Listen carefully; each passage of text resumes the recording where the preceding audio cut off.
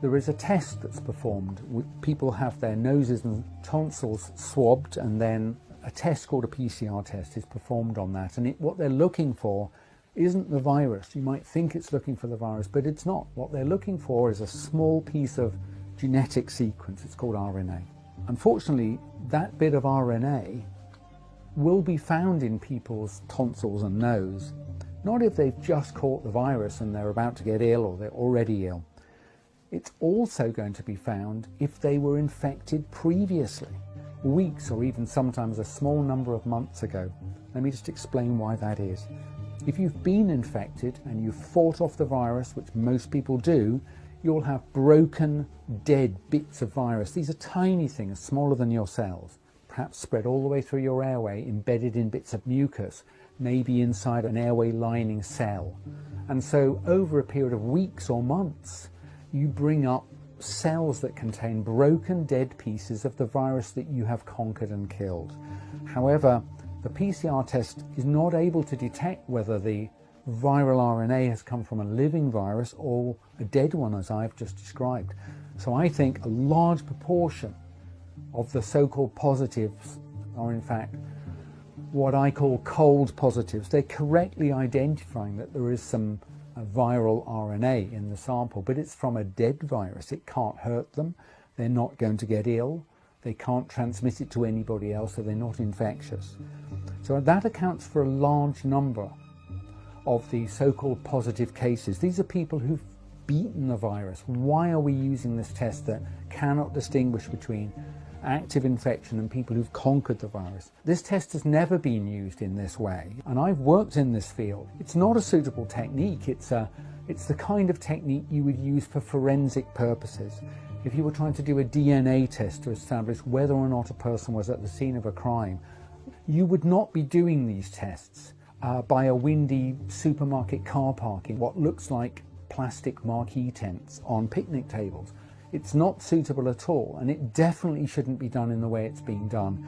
It's subject to many mechanical errors, shall we say, handling errors. If this was a test being used for legal purposes, for forensic purposes, like a DNA identity test, the judge would throw out this evidence, would say it's not admissible. It produces positives even when there's no virus there at all. We call that a false positive. As we've increased the number of tests done per day, so we've had to recruit less and less experienced laboratory staff, and now we're using people who've never worked professionally in this area. What that does is it increases the frequency of mistakes, and the effect of this is that the false positive rate rises and rises. So if you had a false positive rate of 1%, which Mr. Matt Hancock told us was roughly the number they had in the summer, then if you tested 1,000 people that had no virus, 10 of them would be positive, astonishingly. If the prevalence of the virus was only 1 in 1,000, that's 0.1%, as the Office of National Statistics told us it was through the summer, then if you use the PCR test, only 1 of them will be positive, and genuinely so.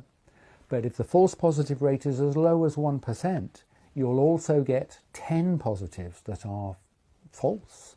Some people did say to me, well, there'll be a higher percentage of people coming forward for testing in the community, so-called Pillar 2 testing, because they've been instructed only to come if they've got symptoms. But I call BS on that one. I don't think that's true.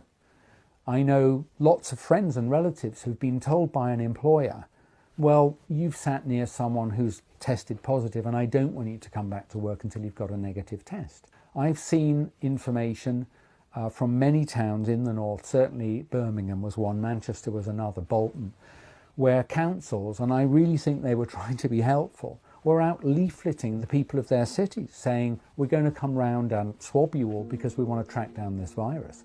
Now, once you start testing people more or less randomly, instead of having symptoms, you get the same amount of virus in the population as the Office of National Statistics found, which is at the time was 1 in 1,000.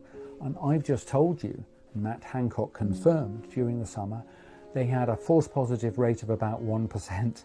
So that means out of 1,000 people, 10 would test positive and it would be a false result. and only one would test positive and it was correct.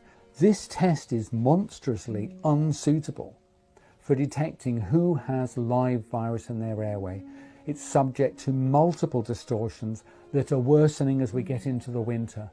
As the number of tests done per day increase, the number of errors made by these overworked, not very experienced lab staff increase.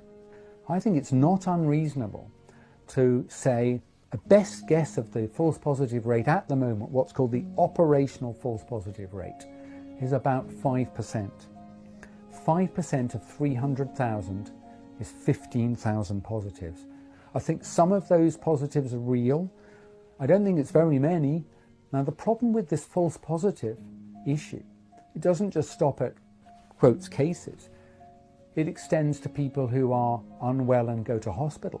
So people who go to hospital having tested positive, and it could be a false positive, and I think most of them are at the moment.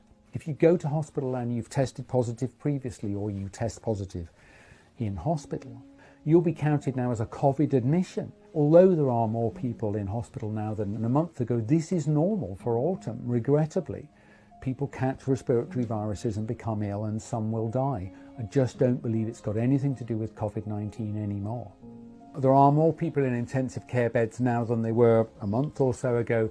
That's entirely normal. As we move through late autumn and into the early winter, those beds become used. But there aren't more people than is normal for the time of year, and we're not about to run out of capacity, certainly as a national level. But I think you know where this is going now. If you should now die, you'll be counted as a COVID death. But that's not correct. These are people who might have gone to hospital having had a broken leg, for example, but 3% of them will still test positive, and they haven't got the virus. It's a false positive. And if they die, they'll be called a COVID death, and they are not. They've died of something else.